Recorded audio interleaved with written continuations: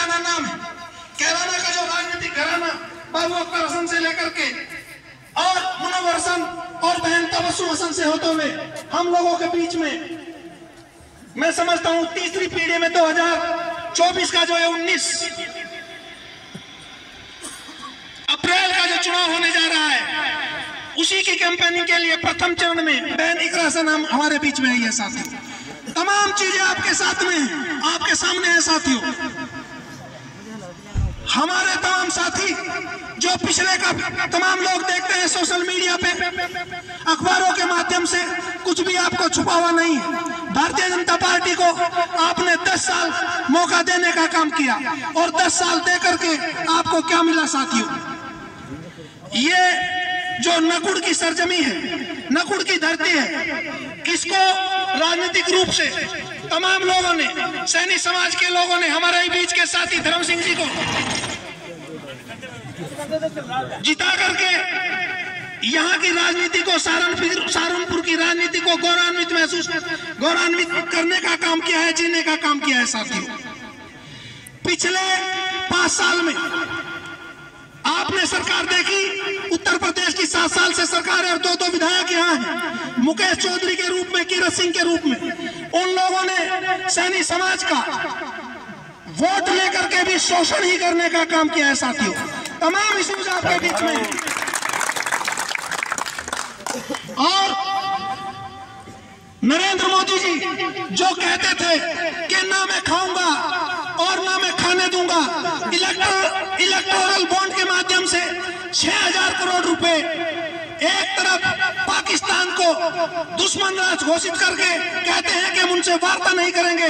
250 करोड़ रुपए से ज्यादा एक बीफ कंपनी जहां गाय का और मीट निर्यात करती है, उससे लेकर के भारतीय जनता पार्टी के अकाउंट में, पार्टी के फंड में लेने का काम किया।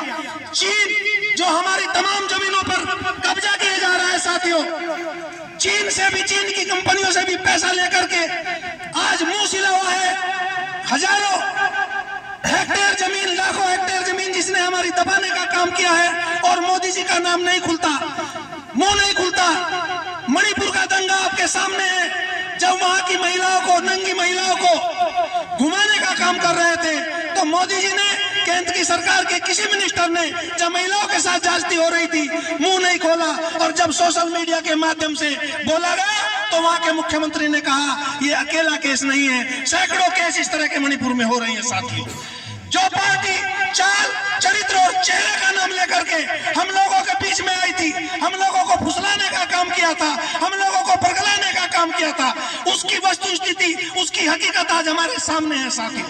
चाहे वो किसानों का मसला हो, किसानों को लखीमपुर खीरी में केंद्र सरकार के गृह राज्य मंत्री के पुत्र ने कुचल करके मार डाला।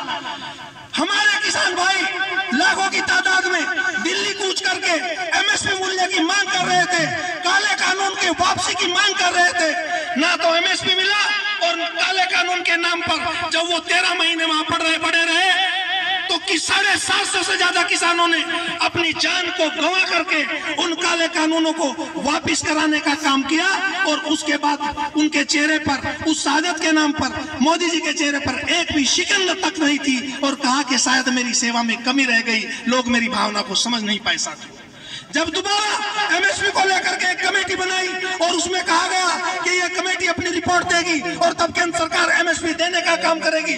जो केंद्र सरकार किसानों के मसीहा होने का दावा करती हो, छात्रों के मसीहा होने का दावा करती हो, वो हिंदुस्तान के 2-3 उद्योगपतियों के लिए 15 लाख करोड़ से ज्यादा माफ करके उनकी तिजोरी को भरने का काम करती है और किसानों के देने के लिए उसके पास, उसकी तिजोरी में एक पैसा नहीं है साथियों। जब सिंधु बॉर्डर पर दिल्ली जाने के लिए, एमएसपी की मांग को दोहराने के लिए हमारे किसान जाते हैं तो उनको सिंधु बॉर्डर पर रोक दिया जाता है और कील कांटे और तार बाड़ ऐसी कर दी जाती है कि पंजाब का मुख्यमंत्री भगवंत मान भी ये कहने के लिए मजबूर होता है कि इस तरह की सुरक्षा, इस तरह की तारबंदी, इस तरह की बाड़बंदी तो हमारे दुश्मन मुल्क पाकिस्तान के बॉर्डर पर भी नहीं है। पाकिस्तान जाना आसान है, लेकिन हिंदुस्तान का किसान, हिंदुस्तान का आवाम अपनी बात को कहने के लिए अपने देश की राजधानी में नहीं जा सकता साथियों। एक शेर एक हमारे कवि हैं हरिश्चंद्र, उन्होंने जब एक बस्ती में गए, बस्ती एक जनपद एक मंडल है, उन्होंने उसकी दशा को देख करके कहा था कि अगर बस्ती को बस्ती कहूं तो उजाड़ किसे कहूं साथियों। ये सरकार ढोंग करती है कानून व्यवस्था का। तमाम इश्यूज आपके सामने है कानून व्यवस्था के नाम पे, और मैं ज्यादा दूर की बात नहीं करता, ना लखीमपुर खीरी की बात करता हूँ, ना हाथरस की बात करता हूँ, ना तमाम दिल्ली की उन बहन बेटियों की बात करता हूँ। मैं केवल कानून व्यवस्था के नाम पर आप नकुड़ का क्षेत्र और आपका ये दंगों का क्षेत्र और थाना भवन का क्षेत्र देख लेना। जो लोग बदनाम करते थे समाजवादी पार्टी को, उसके नेता को, ये आईना दिखा देना साथियों कि क्या इनकी कार्यशैली है और किस तरह के इनके कारनामे हैं साथियों। दो नेता जो हमारे समाज के विधायक जिनको हमने जिता करके भेजा, उसको बार बार अपमानित करने का काम करते हैं और छोटा दिखाने का काम करते हैं। सम्मान से नाम देना भी दूभर है और कहते हैं कि धर्मू जैसे हम अपने नौकर को बुला रहे हो साथियों। ये दोनों गुर्जर समाज के नेता, आपने पिक्चर देखी होगी चंद्रावन, उसमें दो कार्टून कैरेक्टर हुआ करते थे, रूंडा और खूंडा। एक के सर पे बाल नहीं थे और एक के सर पे बाल थे। इनमें भी एक के सर पे बाल नहीं है और एक के सर पे बाल है। ये 2019 का जो चुनाव है, 2024 का जो चुनाव है, मुकेश चौधरी और तीरथ सिंह से मैं कह देना चाहता हूं सभा के माध्यम से, ये 2024 का चुनाव 19 तारीख में आपकी पैमाइश लेने का काम कर रहा है और ये पैमाइश हो जाएगी। ये पैमाइश है आपके साइज की, और यही जनता जब 2000 इसमें भी प्रदीप चौधरी को हराएंगे और 2027 में जब चुनाव होगा, यही जनता आपकी पैमाइश लेकर के आपकी कब्र खोदने का काम करेगी और प्रत्याशी बन करके आपके बीच में आएंगे। उत्तर प्रदेश की सरकार जो कानून व्यवस्था के बढ़िया होने का ढोंग करती है, उसको उखाड़ फेंकेंगे। उससे पहले हम केंद्र की सरकार बदलेंगे जो तमाम लोगों के हितों को किनारा करते हुए ना किसान की बात करती है, ना छात्रों की बात करती है, ना रोजगार की बात करती है। जितने भी हमारे सरकारी उपक्रम है उनको बेच करके देश को खोखला बनाने का काम कर रहे हैं और राष्ट्रीय सुरक्षा के नाम पर हमारा जवान दुनिया में सबसे बढ़िया माना जाता था और उस जवान को इन्होंने आपके शॉर्ट टाइम भर्ती के नाम पर अग्निवीर नाम दे करके, नाम बड़े अच्छे लाते हैं, कभी अग्निवीर लाएंगे ढूंढ करके, कभी सर्जिकल स्ट्राइक लाएंगे ढूंढ करके, कभी कुछ लाएंगे, नाम बड़े और दर्शन छोटे। ऐसी केंद्र सरकार जिन्होंने युवाओं के फ्यूचर से खेलने का काम किया हो, उनके करियर से खेलने का काम किया हो, ऐसी सरकार को हमें उखाड़ फेंकना है, बंद करने का आदेश हो गया है। और मैं तो अपनी बात को एक ही शेर के साथ खत्म करना चाहता हूँ, हमको मिटा सके ये जमाने में दम नहीं, जमाना हमसे खुद है, जमाने से हम नहीं।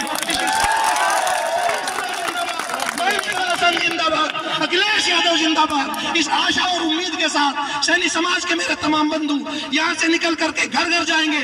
इस जोश में मत रह जाना, हमने बहुत बड़ी मीटिंग कर ली और हम तो चुनाव जीत गए। अगर आप इस खुशफहमी में आ गए तो आपके चुनाव का जो कैंपेनिंग है वो नीचे जाएगा। और मैं आपको आगाह कर देना चाहता हूं, क्योंकि मैं शामली जनपद से आया हूं, यहाँ हमारे गठबंधन टूटे हैं और पार्टियों के, लेकिन दिलों के गठबंधन नहीं टूटे। जाट समाज भी बड़ी तादाद में आपके साथ है और राजपूतों ने अपना बजा दी है, वहां पे इनका बैंड बजा दिया है ननौता में।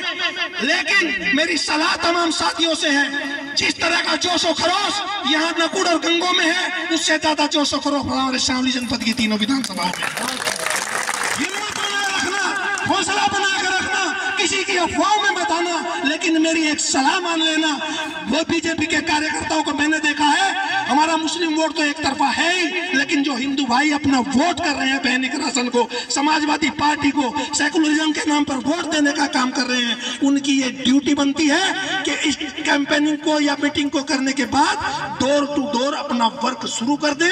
अगर आपने डोर टू डोर वर्क शुरू नहीं किया, फिर आपके पास एक ही बात होगी कहने के लिए कि मोदी जी ने मशीन को हैक करा दिया।